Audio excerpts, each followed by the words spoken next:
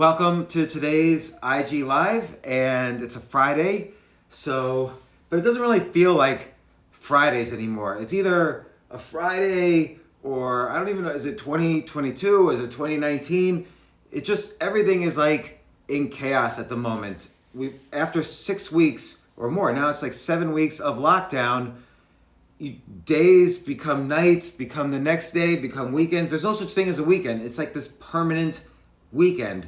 I wake up and I feel like I do things, and then the next thing I know, it's 5 p.m. and I've already started binge watching TV, and then I sleep and just repeat the cycle again. And it's not Monday through Friday, it's now 7 days a week. And I forget to return phone calls, and everyone's saying, oh, you've got to be productive every single day. And I'm like, oh no, I wasn't productive this day.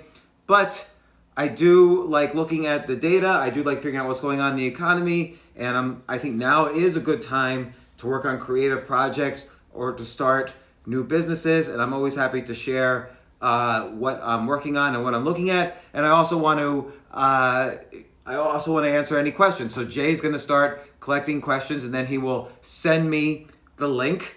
And but first I want to say it's very interesting to look at what people are worried about every day. And you could kind of see that on the CNN headlines or the Yahoo Finance headlines, wherever you get your news.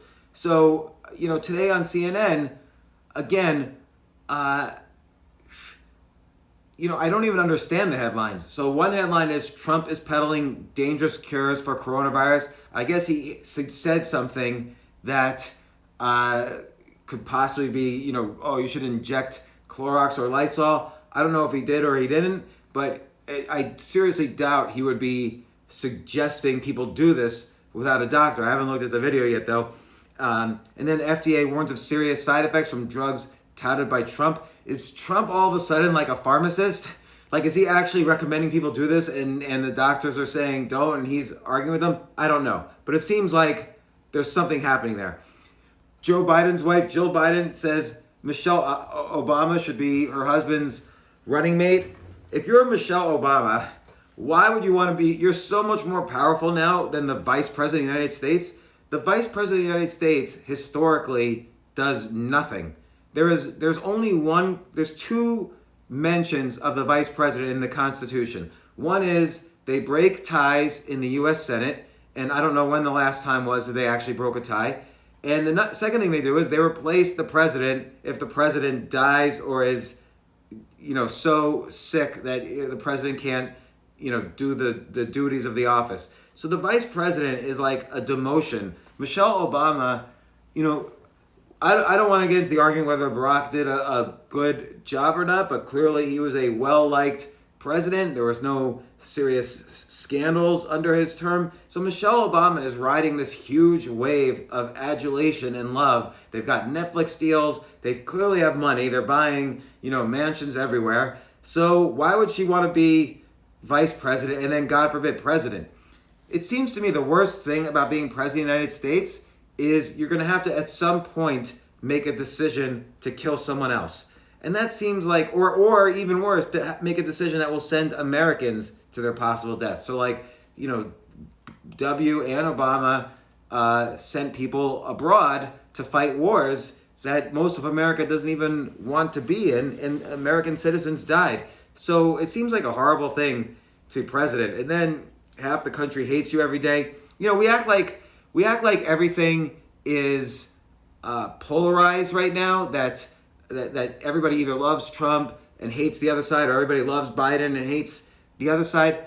But this is not new for the United States. Like even back to 1799 or 1800, John Adams and Thomas Jefferson, they despised each other. People who loved John Adams, they actually wanted to maybe even change the rules of the Electoral College so Thomas Jefferson wouldn't get elected. And Thomas Jefferson didn't like John Adams.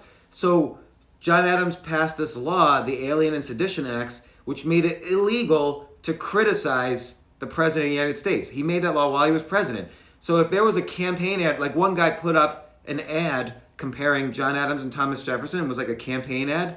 And the guy got arrested and spent 6 months in jail for making a campaign ad that supported Thomas Jefferson. So now people are like complaining, oh no, Twitter took down my tweet because blah, blah, blah, I mentioned something.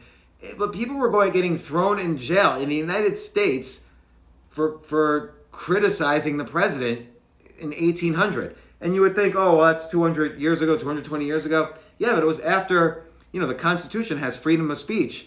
And the Supreme Court at that point wasn't yet determining what laws were constitutional or not. That actually is not in the Constitution, that's a function of the Supreme Court. It became, a few years later, kind of a standard for the Supreme Court, but it's not in the Constitution. So nobody went around and said, oh no, the Alien and Sedition Acts are illegal.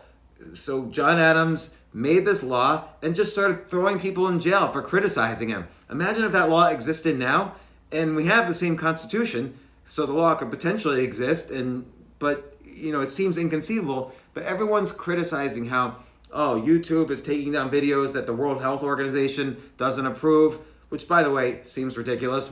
Why trust the World Health Organization? It seems like they lie half the time anyway. But, okay, YouTube's doing that. And Twitter censoring stuff. LinkedIn actually even censored or shadow banned an article I even wrote. But I think it's the algorithms are going crazy.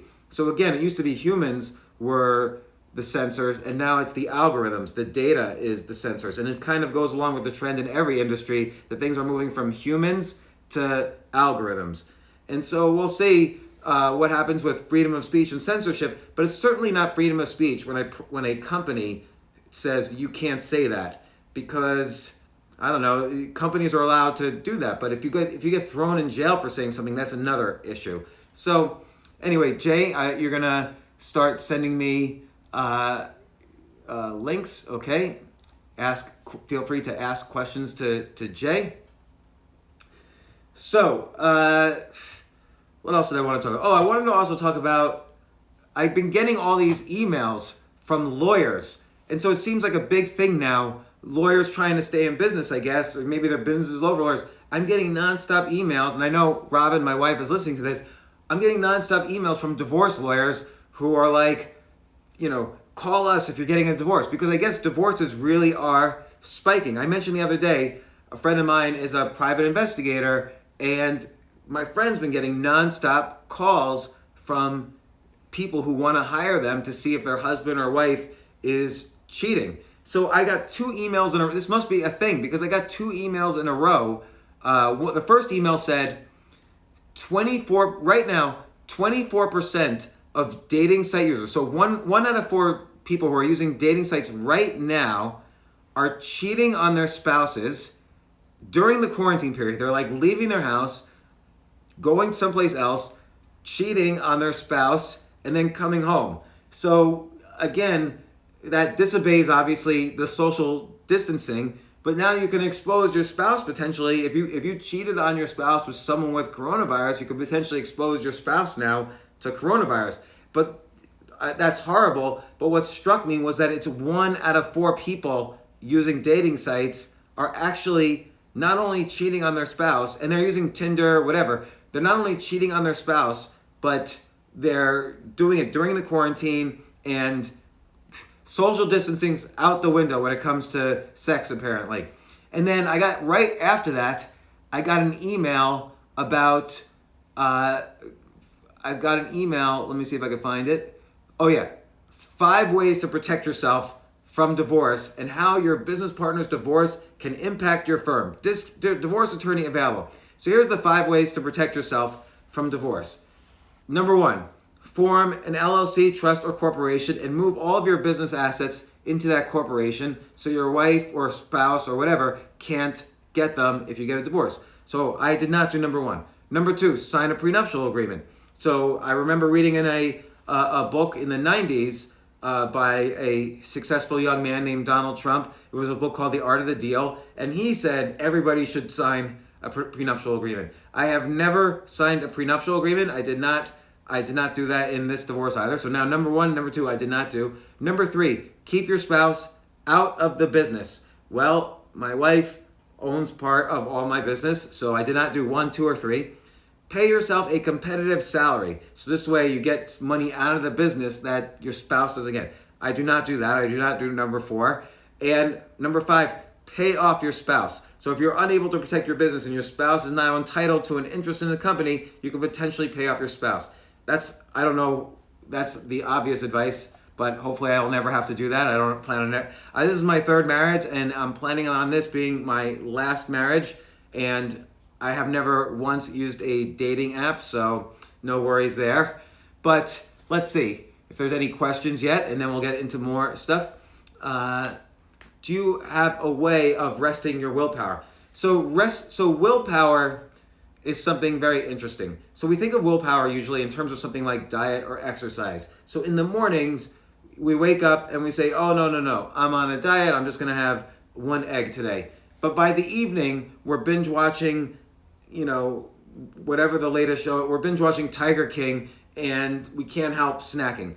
Because during the day, this is true, during the day, willpower depletes. So you have less ability to say no to something that you want. You have less ability to stick to a diet, to stick to an exercise plan. So whatever you need willpower for, make sure you get it done in the morning. And then when hey, Wally, I've got to call you back. I always mean to call you back every day. Jay mentioned that you're here. Wally Green on the IG Live, best ping pong player in the country. And Wally, I just finished a book and I delayed calling everybody back until this week. So now I'm starting to finally call people back. Best ping pong player in the country. Hello, Wally. And Wally has played ping pong in North Korea. So I'm about to talk about North Korea for a second. Because I read one article that said North Korea is going to dissolve in violence if Kim Jong-un dies. Why would North Korea dissolve into violence if the most violent leader they've ever had dies? That I don't know. So anyway, the best way to rest willpower is the obvious. Go to sleep. Your willpower rejuvenates if you sleep 8 hours, and so in the morning when you wake up, you'll have all your full store of willpower. That's why 8 hours of sleep are important. What are your tips for couples during quarantine? I think everybody all goes around and says, well, were you productive today? Did you write a novel today? Did you work on your business idea? I think at the end of every day, you should also ask, and I need to do this as well, you should also ask, were you a good husband today? Were you a good wife today? Were you a good parent today? These are the things that are going to matter 20 years from now. It's kind of obvious when you say it, but I know there's been some days, particularly while I was writing this book, there's been some days that all of a sudden it's 11 o'clock at night and I feel like I just woke up. And if I had to answer the question, was I a good husband that day? Was I a good father? The answer is no. So I'm trying really hard to be better than that. Thoughts on debt. So I think in general, you shouldn't borrow money for speculation. Like you shouldn't borrow money to buy stocks. You shouldn't borrow money to buy a house or, minimal amount of money to buy a house. I don't think you should buy a house at all. But in general, I think it's a good idea to take on debt when interest rates are low and you're making an income.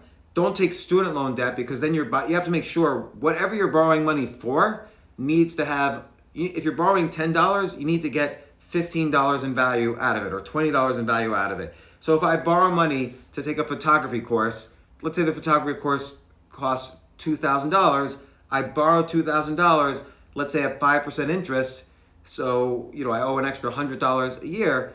But what if I knew I can get a wedding gig? I'm going to photograph weddings for $3,000. Well, that's a 50% return each year on my initial $2,000 investment. So always borrow money at low interest rates if you're pretty confident, like let's say more than 90% confident that you're gonna get value from that loan.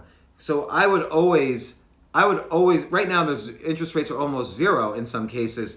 So if you could borrow money for 0% interest or if you could get this PPP loan, the small business loan, you absolutely should max it out. If you can get an emergency relief loan, you should max it out. Borrow as much money as you can, always off of low interest rates. Now the flip side of that, the other end of that is pawn shops. So you go to a pawn shop and let's say I have something valuable like oh, I'm going to pawn. The pawn shop business model, by the way, is the best business model.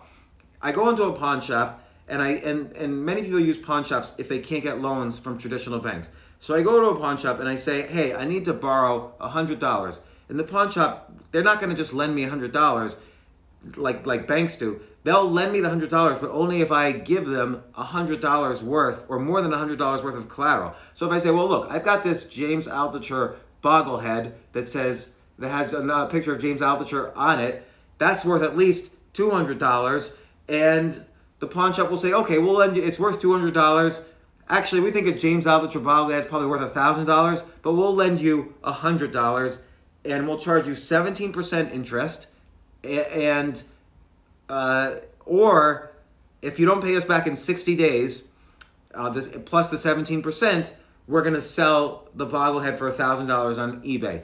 So pawn shops are great business because they know what everything costs, because they just look on eBay and they'll see almost everything you could possibly pawn, like a gold watch, is on eBay, and they see, oh, I know I can get at least $1,200 for this. I'll lend the person $600 and I'll charge 17% interest. They take no risk because they take your collateral, they physically own your collateral, and they know they can flip it immediately on eBay for double what they lent you. So they have no risk. And chances are, by the way, you're going to pay back and get your gold watch back, or in this case, the James Altucher bogglehead. You're going to get it, or bubble, whatever it's called.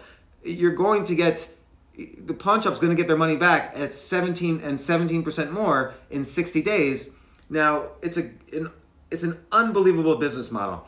Here's the problem pawn shops have, is sometimes they don't have the cash on hand to lend people because so many people are borrowing right now.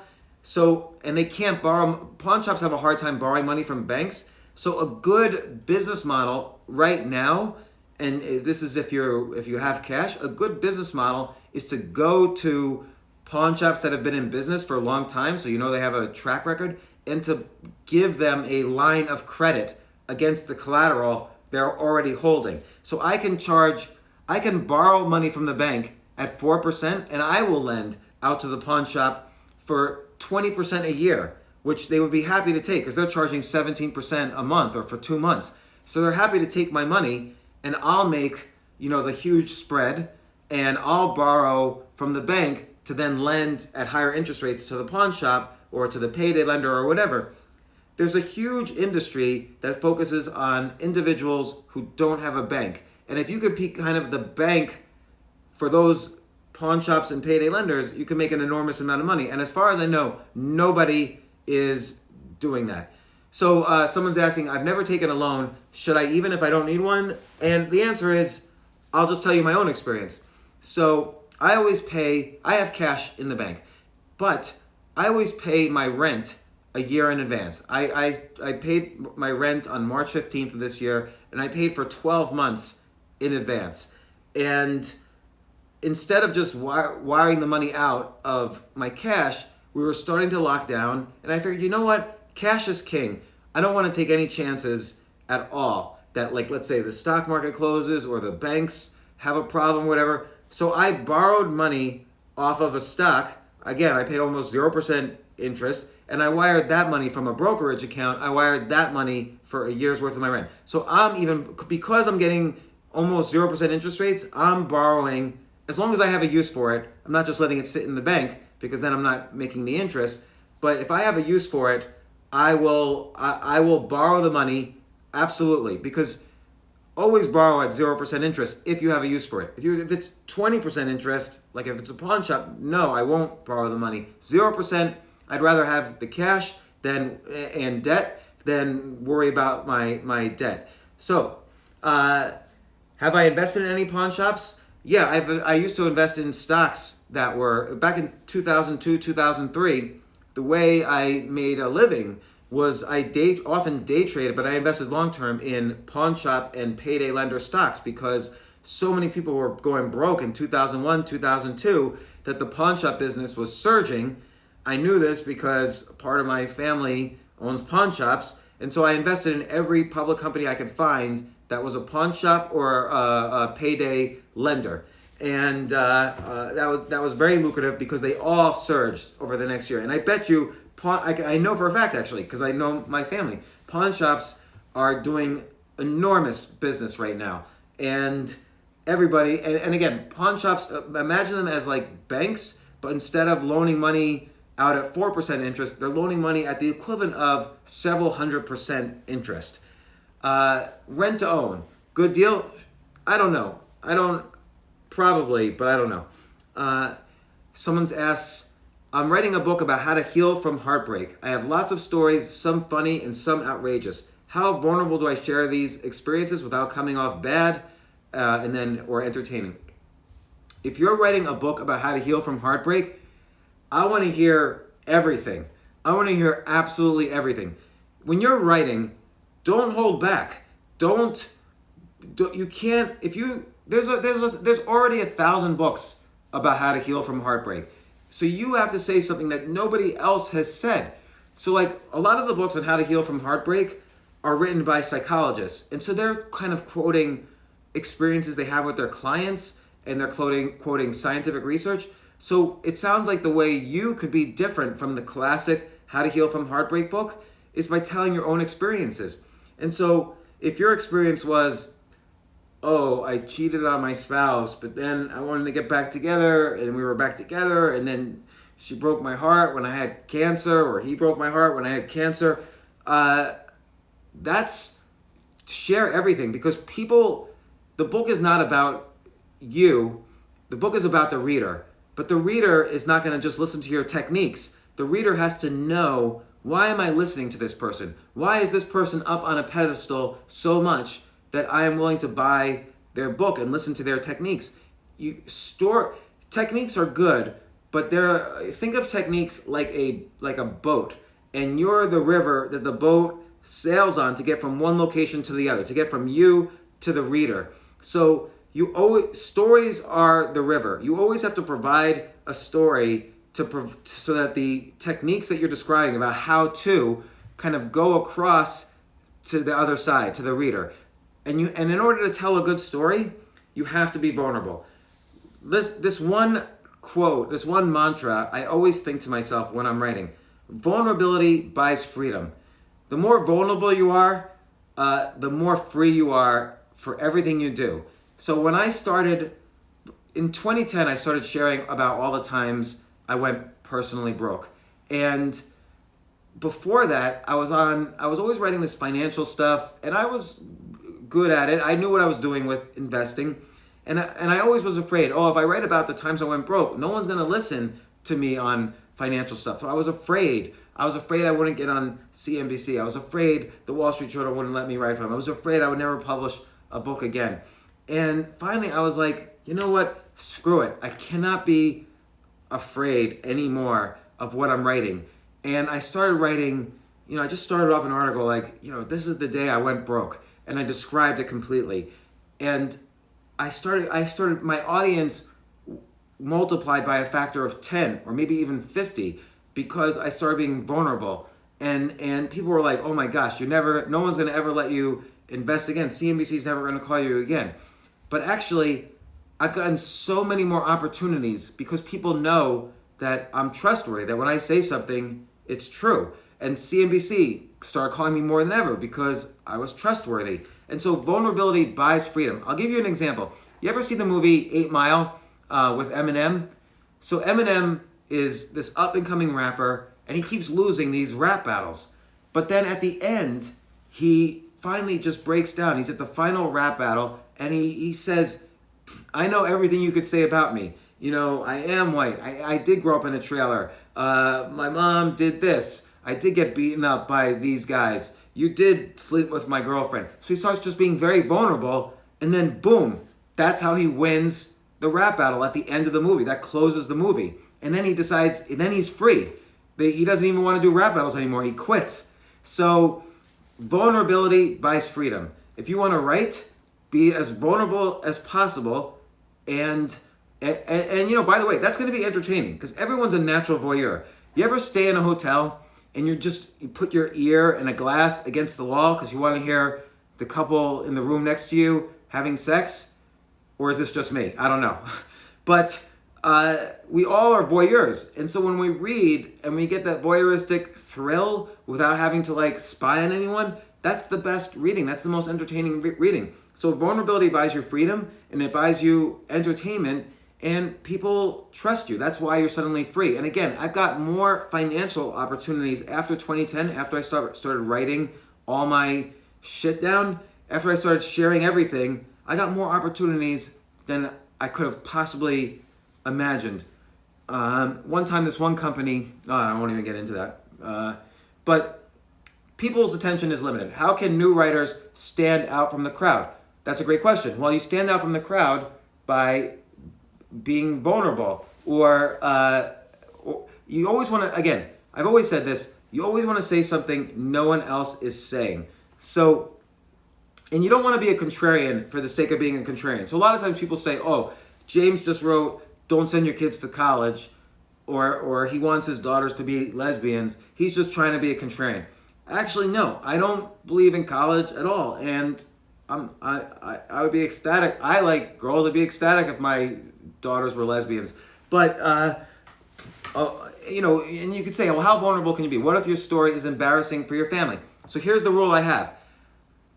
In my writing, I will always hurt me, but I'll never hurt anybody else. Now, sometimes by accident, I have hurt somebody else, but if they call me up right away and they say, what are you doing?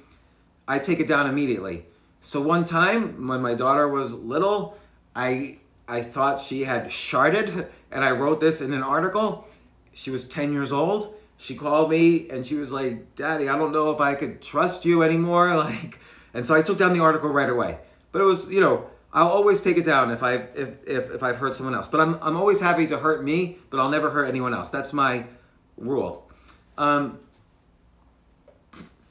So how to make money if you're a 19-year-old living in Europe and Corona is out there. So let's talk for a second. This is a great way to make money no matter who you are. So I was watching this. It was a really good video yesterday on Instagram, I think, by Gary Vaynerchuk. Some of you might know who he is. All of you probably do. And he was telling someone, if you do a sales funnel, that means you're a bad salesperson. And he was telling this woman on the video that she's a bad salesperson.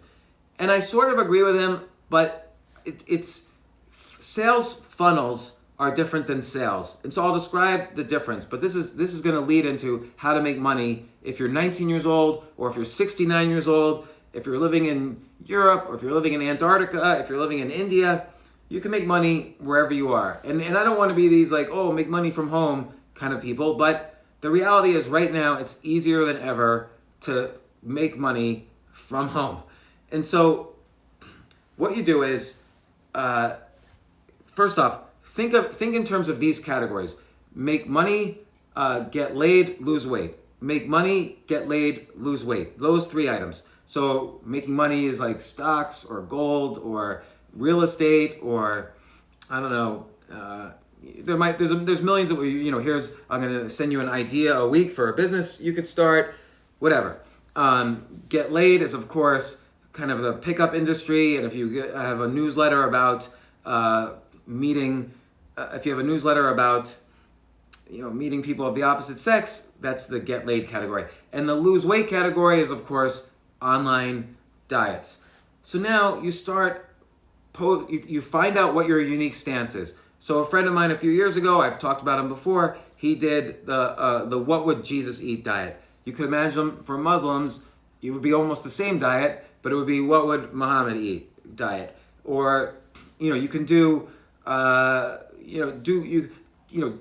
idea sex. So you could take the paleo diet and merge it with a vegan diet, and you could say the only paleo vegan diet with intermittent fasting, and how do you exercise if you're a paleo vegan, and we'll give you new ideas and new recipes every week for paleo vegans, and it'll be $5 a month. But what you should do first is start posting articles on LinkedIn, Twitter, Instagram, even TikTok, articles, videos, whatever. Do a podcast, interview other paleo vegans, get all the scientific research down about why this is a good diet and what are the good recipes, and give stuff away for free.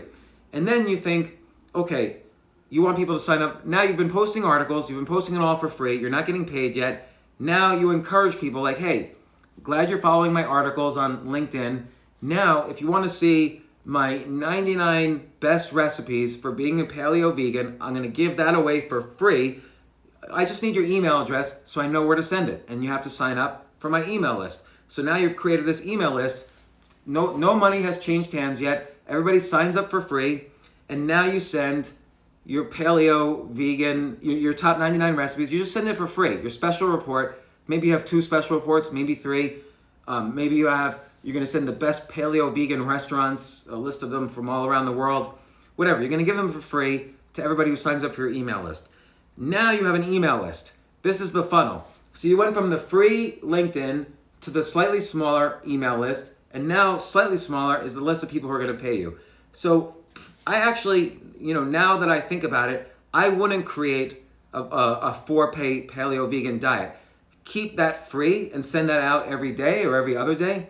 But now maybe you have friends who have a course that you believe in on how to monetize a blog. Or maybe another friend has another diet. Here's the vegan exercise plan. Or maybe here's another friend, here's, how to invest in vegan stocks. I don't know. And they're selling it. So you advertise their products on your email list and you tell why you like them. You have to be sincere and authentic because people will know. You tell why you like these things and you take an affiliate fee. So you do a 50-50 split with these other people. So again, you can make money from home. You don't even have to build your own online course or online newsletter, although you can, and that's more money, but that has another set of headaches, which is you have to accept credit cards, you have to handle customer service. What I would do is give out everything for free. Give all of your knowledge for free. Become an expert in something. Skip the line and become an expert. You can use IdeaSex, combine 2 diets. You can combine 2 different investing strategies. You can do all sorts of stuff. And like I just got this email, 5 ways to protect yourself in a divorce. I'll be honest, I once, 15 years ago or 12 years ago, I once subscribed to a product, how to deal if your partner cheats on you. So there's all sorts of newsletter products out there. So again, the funnel is give away all your knowledge for free on LinkedIn, Medium, Huffington Post, your blog, Instagram, TikTok, YouTube, podcasts, whatever. Give everything out for free. Then make a special report and say you can get this special report for free by signing up for my email list. Now you have an email list, so the funnel now has gotten a little thinner. And now you make money. The easiest way to make money is get all your friends who are making other products and sell their products and take a 50-50 split if people click to those products from your email. And that is a hugely profitable way to make money and still spend as little effort as possible and still give away all your content for free. I wish I had done that model actually in retrospect. I ended up selling some investment newsletters. I think, okay, here's a question. Should I mention my husband being arrested and his story in my book? Yes, mention your husband being arrested. In fact, start off your book. It was 6 a.m. and there was a pounding on the door. The next thing I knew, someone, I didn't know who it was. I thought it was terrorists. Someone kicked in my door and men with guns and hoods were running all through my house and I was being held at gunpoint by an AK-47 from a guy with a hood and goggles on, and they were grabbing my husband and tying him up and they hit him. That's your first paragraph. So yes, you have to mention your husband being arrested, else no one's going to want to read it. Like a book about how to love yourself, if you're just going to do that, I would recommend my friend Kamal's book, Love Yourself Like Your Life Depends on It. And then after that, I'd recommend 50 other books. Your story is your fingerprint. It's unique to you. And your ability to express your story is going to be directly correlated to how much money you make from the book. So, what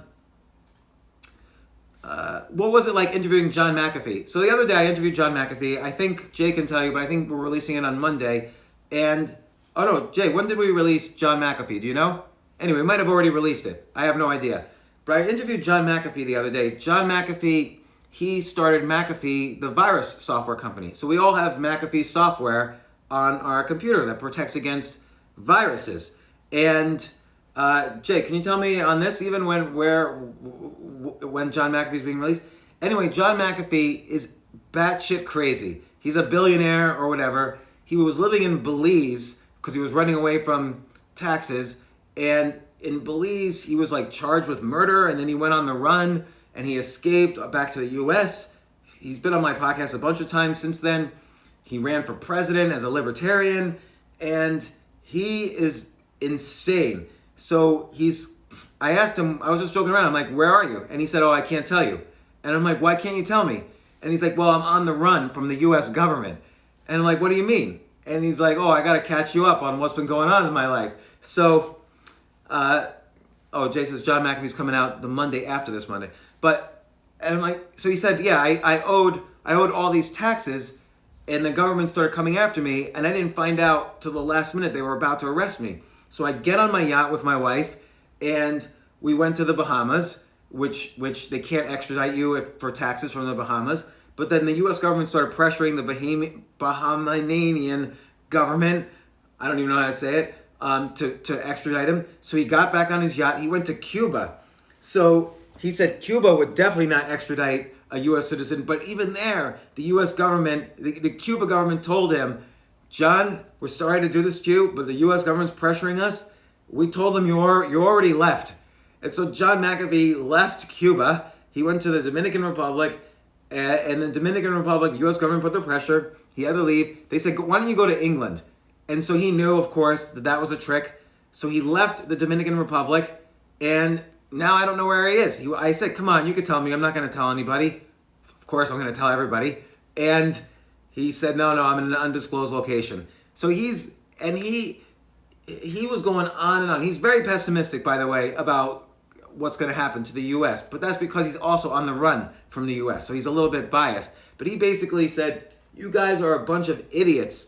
You took this virus and you shut down a $20 trillion economy. You know how many people are going to die from that? So I kind of agreed with that part, but he's basically said it's too late for the U.S. economy. I don't agree with him on that. He said you're all going to fall apart, and within 2 months, the dollar is going to be worth 4 cents. And I don't agree with that. If you want, listen to my podcast from this past Monday. I had the deputy chairman of the St. Louis Federal Reserve, and I specifically asked him, tell me what you guys are thinking. What is the Federal Reserve thinking about all the money printing and hyperinflation and so on? And he explained it to me step by step why there won't be hyperinflation or inflation. And I believe him over John McAfee. If I had to weigh the two, John McAfee is entertainment, and this other guy was the deputy chairman of the St. Louis Federal Reserve. But John is batshit insane, and I told him that to his face. Where is the best? Well, you know what? I wanna actually look at one headline. So there's this headline on CNN, how each state is going to reopen, and I think it's interesting. It looks like most states are going to probably reopen either the last week of April or first week of May. So the last week of April is next week. First week of May is the week after, and some of the states are going to be restricted. They're going to go from shelter at home to safety at home. But it seems like most states are going to 3/4 reopen by, at latest, May 3rd or May 5th or May 15th. And a lot of them are starting to reopen starting April 27th. Georgia, I think, starting to reopen yesterday or today. But this is weird. Montana, if you travel to Montana, if you land, I don't know, what is it, Helena? If you land in Helena in the airport, you're required to quarantine for 14 days. Does anyone want to go to Montana so badly that they're willing to land in Montana and then self-quarantine, I guess, in the Days Inn motel or whatever? Where are you going to quarantine for 14 days? Nobody's ever going to go to Montana again, and maybe that's the point. One time I was at a networking dinner meeting, and there was a lot of there was one guy, this is the level of people. So the head of TCBY yogurt, that yogurt chain was there at this, it was a networking dinner. It was only like 10 of us. The head of the TCBY yogurt chain was there. The guy sitting next to me, he had really just great white hair and a nice, like a dark gray suit with a red tie, white shirt. And he was really just like a very good, fit 60-year-old guy. And I said, and he said, he was telling me, you should live in Kansas. Like, you could get like a 6-bedroom house in Kansas for almost nothing. And I'm like, you look like a politician. You should run for governor of Kansas. And he said, how did you know? Did someone tell you? And I'm like, no, what are you talking about? He said, I am the governor of Kansas. So that was the kind of person who was at this networking dinner. But my big suggestion in this networking dinner, this Montana made me think about it, was that I suggested, just as an afterthought, I suggested, why did we put Israel in the middle of the Middle East, in Israel in the middle of like 18 different countries that want to bomb Israel? It doesn't seem like the healthiest place for Israel to be. And I get it for biblical reasons, and it was right after World War II, and it was important to Israel to go back to the homeland. But wouldn't it have been so much better if you said to all, hey, we'll just turn Montana into Israel. No one lives in Montana anyway. Let's just put Israel in Montana. And so you're going to get all these smart scientists living right in the U.S. and make it like protected, like a protectorate, kind of like the Virgin Islands or whatever. And I thought that would have been a great solution instead of putting Israel right in the exact place where we've had all of these wars. How many wars have we personally fought in the Middle East because we put their enemy right in the middle of them? And I'm not saying anything about we should change it or whatever, but anyway, I suggested this, and this was part of my argument. I suggested in this networking meeting that we shouldn't go to wars anymore, and why are we doing these things that cause all these wars? And the head of the TCBY yogurt, he slammed his hand down on the table, and he's like, I will not have some kid I've been in 3 wars. I will not have some kid telling me when we shouldn't go to war. I was 42 years old then, but anyway, I was suitably shamed. I didn't talk for the rest. The governor of Kansas no longer wanted me to move to Kansas, unless, let's see when Kansas is reopening, hypothetically. Governor Laura Kelly issued a stay-at-home order, but it's been extended to May 3rd. And I guess she says it'll be a gradual rollout. All right. I think what's going to happen is 2 or 3 states are going to open, and they're going to their economies are going to surge, and then suddenly every state is going to be rushing to open. So I think that's what will happen. All the states are complaining. They want to have bailouts. No, do not. If you're California and you've been running up debt for 50 years, don't ask for a bailout from all the states that were, and by the way, New York State's guilty too. Don't ask for a bailout from all, and that means all the taxpayers from every other state has to bail out California and New York. No way, that's not going to happen. But do my suggestion, if you're California, sell off. Why are you running public highways? Let companies that are more efficient run the public highways. You haven't fixed your infrastructure in 50 years. Do you know the average bridge right now in the US is 65 years old? But also the average bridge was never intended to be built for more than 40 years. These bridges are all about to collapse. So sell off your bridges and your highways.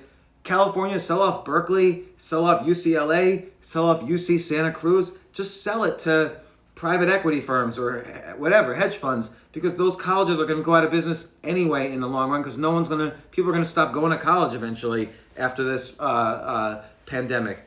So anyway, more questions. I'm going to go back to Jay's list. How to pre-sell a book before it's created. Such a great question. So there's 2 answers, and they're both fascinating.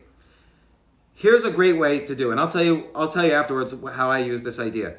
How you could pre-sell a book, no problem. Here's what you do. Let's say you have 5 ideas for books.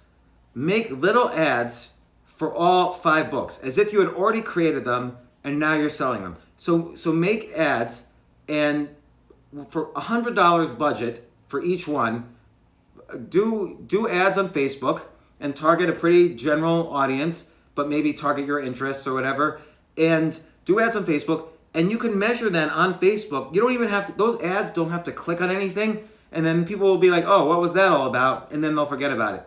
But you can see on Facebook how many people clicked on each ad. So of your 5 ideas, you can see which book idea was the most popular. That's the book you should write. So then you know it's a good idea. Or you could do a Kickstarter. Here's why I love Kickstarter. And by the way, the founder of Kickstarter is coming on my podcast as well. But here's why I love Kickstarter. Kickstarter is not just about raising money for your idea. Kickstarter gives you an audience before you're even done with the idea. So let's say I have an idea. I did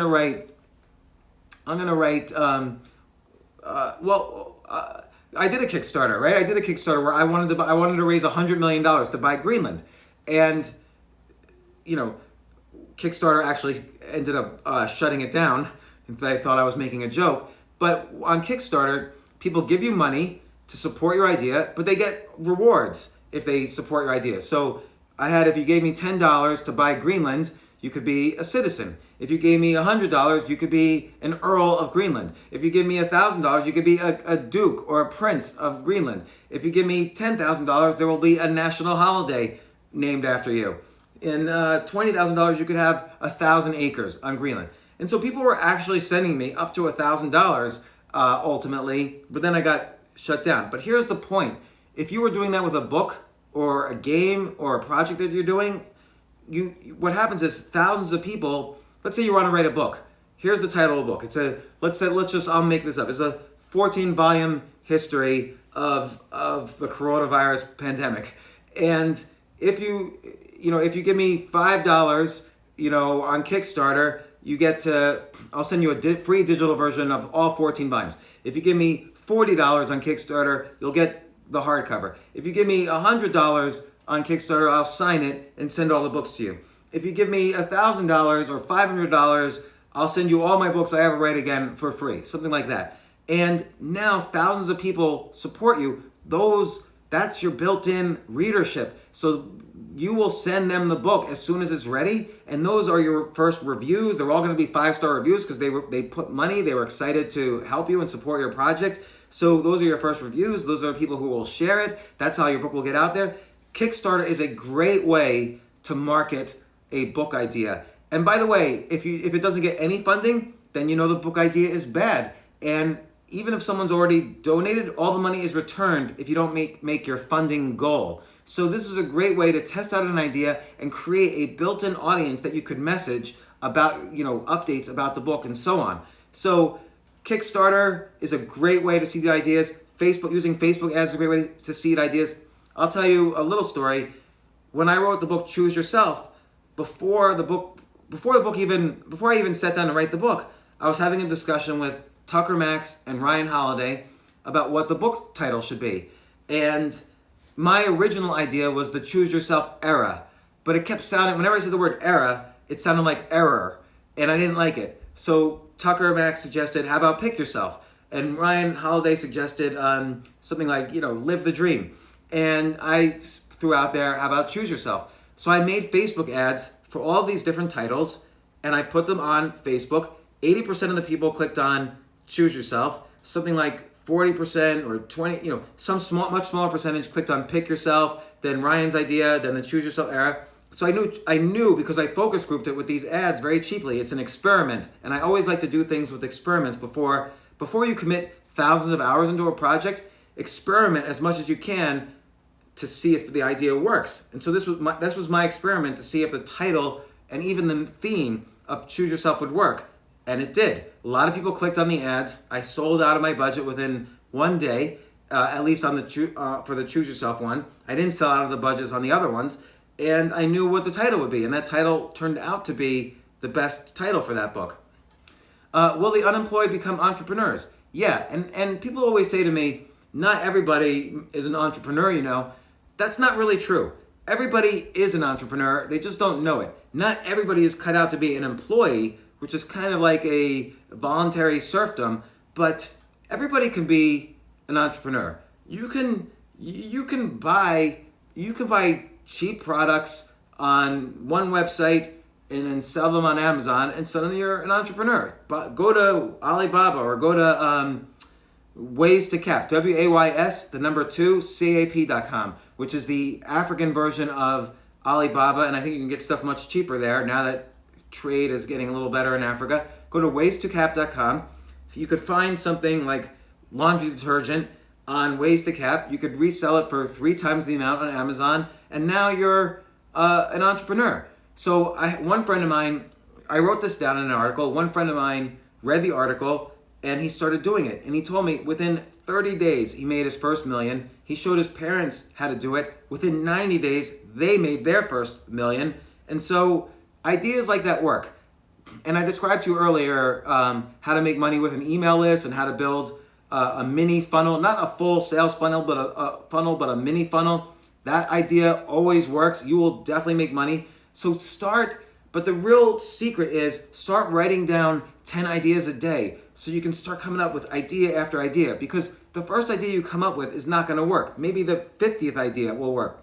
You come up with 10 ideas a day, and you're within 3 months, 6 months, you'll be like an idea machine, and then you'll finally start coming up with more good ideas consistently. And then you'll also start thinking, well, how can I experiment in order to see if this idea is good? So experimenting is the key to entrepreneurship. That's one of the keys. An experiment has little downside and huge upside. So when I when I did this Kickstarter to buy Greenland, I had no downside. The downside was nothing for me. It was just the time I took to write the article and come up with the awards and research Greenland enough, and I put this up. You would think, well, it was kind of a joke, so what was my upside? Well, if it caught fire in the media, maybe there would be huge upside. Maybe I would end up writing a book about it, or at the very least, there was upside in that I wrote stories about it, I wrote articles about it. I'm getting the founder of Kickstarter on my podcast. I got familiar with I'd never done a crowdfunding project before, so now I'm making a game. I'm about to launch a Kickstarter for crowdfunding, for crowdfunding this game idea. So that one experiment has given me huge benefits, even though it ultimately didn't work. I did not buy Greenland, obviously, with that experiment. So experimenting is always a great idea, and should be the theme of every project you do. So even when I wrote the book, The Power of No, the first thing I did was I wrote an article called The Power of No. And I just very kind of slyly outlined the book in my article. And I got back, it was the most engaged article I wrote in 2014. So I knew this was going to be a great book. So that's when I decided, okay, I'll do the book, The Power of No. By the way, how did I come up with that title, The Power of No? The day Choose Yourself came out, a publisher called me, Hay House, and they published Wayne Dyer, a bunch of like self-help people, and they asked me, well, what do you want to write a book about? We'll do any book you want. What do you want to write a book about? This is the day Choose Yourself came out. And I said, how about we just take the power of now and remove the W? And I said that as a joke. And they said, perfect. So that's how I ended up doing it. Then I had to figure out what to write about. But that's how I came up with the Power of No title. And then I realized when I outlined the idea and I posted it as an article and I got the biggest engagement I've ever gotten, I realized this is a topic that's very exciting to people. I wrote the book and it became a big bestseller. It was a Wall Street Journal bestseller, a USA Today bestseller. It wasn't a New York Times bestseller, although I sold more copies than other bestsellers. So let me see. I want to also I want to look at, did we come up with the BS headline of the day? Because if not, I want to find one. But bleach and sunlight might kill the virus on a park bench, but can be harmful to the body. I don't know. Can someone get this correct on sunlight just for once?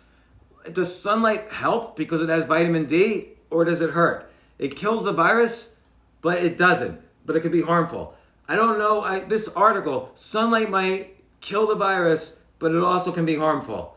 This headline means nothing to me. So, by contrast, let's look at my favorite website, and this is a website, if you ever want accurate news that's up to date, this is the only accurate news website I can find. I can't find accurate news. I'm so glad I found this site because it's the only place where there's accurate news. Cosmopolitan.com, and here's the latest headlines. What Meghan and Harry actually texted her dad. That's great. I'm sure that's the actual way they texted her dad. I'm sure that's actual real news. And you know what? Ever since Megxit, I want to see what Meghan texted her dad. And then the very next article. Meghan's very important. She's more important than coronavirus. The very next article, the sad way Megan heard of her dad's heart attack. So I didn't even know he had a heart attack. This is news for me now. Here's one that I'm definitely going to click on. Is it 2020 or 3020? Because these gadgets are fire. I always want to see 16 awesome gifts for women who love tech gadgets. Well, I have 4 daughters and a wife, so I have 5 women who love tech gadgets. Oh, here's a light and massage therapy hairbrush that's $89 in sharper image. Here's a Miami sunrise alarm clock, $79. And it's a very nice sound. It has, it mimics a peaceful sunrise. I'm not sure, a sunrise doesn't sound like anything, so I'm not sure how it does that. Let's see. Smart video calling. This is way better than trying to hold your phone in the air to get the perfect shot. The camera on the Portal, it's Portal from Facebook. Oh, this is a Facebook product. It's $229. I didn't even know Facebook sells cameras. You can move around the entire room and always remain in focus. I'm definitely getting this. So my life actually just improved because I went to Cosmopolitan as opposed to CNN. So life doesn't get any. What other news do you need? Let me just find one. Oh, here's phone soap, a phone sanitizer. Finally, I've been waiting for that. Here's a towel warmer, another good product. I'm gonna get all of these. A mini wall charger. I don't know. Ultrasonic jewelry cleaner. All right. I don't know. I don't wear jewelry, but maybe my wife does. And I'll answer 1 or 2 more questions. Am I playing chess? Not at the moment. I could at some point. I played chess earlier today. I always play chess for about an hour a day. For me, games are a good way to practice being in high stress situations without actually being in real stressful situations. So when you're playing a good game like chess or checkers or poker or even bridge or hearts, there's always going to be a point where you have to make a stressful decision and everything feels at stake because you're invested in winning the game. And it's a good way, I love playing games because it's a good way to learn the psychology of competition, the psychology of defeat. Getting better at a game forces you to learn all the micro skills of that game, and I'll describe what I mean by that on Monday. I'll describe the micro skills of business and investing. On Monday, I'm going to describe the micro skills of investing because I think that's a very, people don't realize, there's no skill called investing. You're not a good investor. You're good at a style of investing. There are various micro skills you have to be good at. You have to be good at managing risk. You have to be good at money management. You have to be good at due diligence. You have to be good at understanding how to spot opportunities in the stock market. So I'm going to describe that more on Monday. Do I recommend to try to write 2 books at a time? Why not? I'm always thinking of other books while I'm writing a book. So if you're an idea machine, it's going to be natural for you every single day that you'll come up with more ideas, for more and more ideas for books and for TV shows and for products every day. So, and for businesses, sometimes you have to rein yourself in and focus, but you always want to keep exercising the idea muscle. And again, idea sex is great for that. So, I just told you an idea that I came up with earlier, which is, because pawn shops is such a great business model, but nobody wants to lend money to pawn shops. It's actually a great business model to lend money to solid, stable pawn shops at huge interest rates because they can't get loans from the banks, and they charge up to 100% a year on their own loans. So they don't mind paying 20% a year because they're charging 100% a year. And so you can give them, anyway, this is an idea if you wanted to start like your own mini bank or a hedge fund or whatever. That's the type of idea I could see a hedge fund doing. I've seen some very weird hedge fund ideas.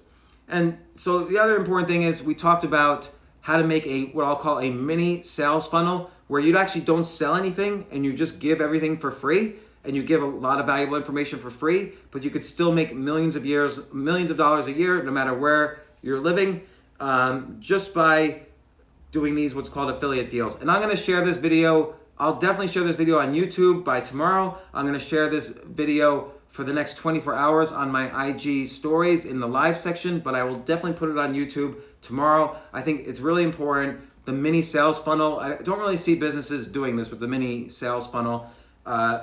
Also the idea of experimenting and why crowdfunding is so important for pre-seeding, for knowing if an idea is good, and then for pre-seeding an audience. We also covered stuff about Montana and my humiliation at a networking dinner when I suggested Israel should have been put in Montana, something that nobody else but me seems to agree with. And look, I would say have a good weekend, but what's the difference between Saturday and Sunday and today? They're exactly the same. There's no tomorrow I'm going to do the exact same thing I did today, but